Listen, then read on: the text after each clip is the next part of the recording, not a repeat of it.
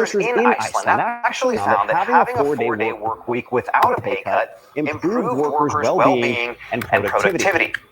Well, California Congressman Mark Takano is hoping to bring this work week revolution here to the United States, proposing a bill that would reduce the 40-hour work week to 32 hours. And guess what? He's here to tell us all about it right now. Congressman Takano, thanks for joining us here on NBC LX. I'm really glad to be here.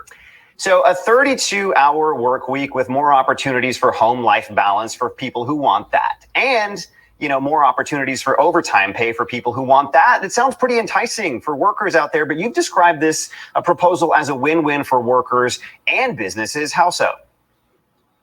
Well, I think we've seen that in Iceland's example, when they lessened the work week hours, they didn't see a reduction in productivity. So if there's no productivity loss and workers are happier because of the better work-life balance, that's a net positive, I think, for employers. Certainly sounds like there's a lot of promise to this.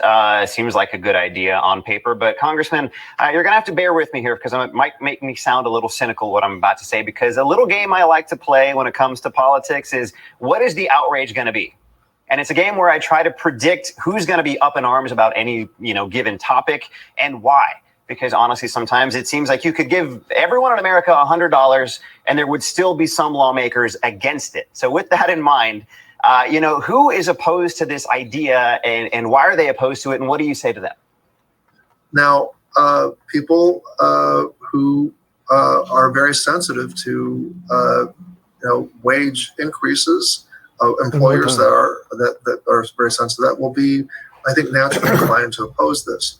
But, what I have to say to them is, look, if we look at trying to increase the position of workers by, say, increasing the minimum wage to a certain amount, that's something the employer has to pay.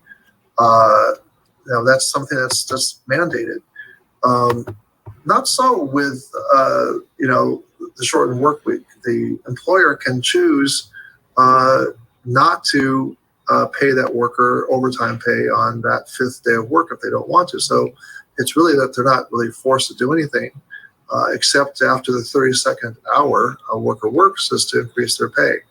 Now, Congressman, if I may, I was referring to the politics of it, because it's so hard to get unanimous support for anything.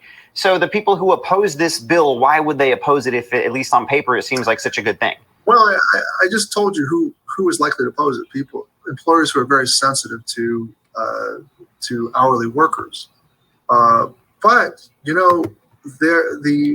the normal way that you might think of business owners or business interests opposed to those who are trying to improve the life of working men and women, that's the normal way that you might sort of see this. But there are other ways to look at this too. There are also elements within, say, the American conservatives who are interested in say, increasing a better work-life balance. Some people think that, we need to go back to the days of one family being able to survive on one wage earner or one salary. That type of thinking may be very much open to the idea that we create, by choice, working conditions where people work only 4 days a week. That increases more time that people can be in their communities. They could be in their churches. So there's an example of where support might come from, I think, unexpected places. Well, it seems like there's a lot of promise to this and a lot of excitement. We're just going to have to wait and see if all of your colleagues there in D.C. happen to agree, or if there's going to be much more of a debate than we anticipate here. But in the meantime, Congressman Takano, thank you so much for joining us today on NBC LX to tell us all about it. Oh, you're welcome. And my pleasure in being here.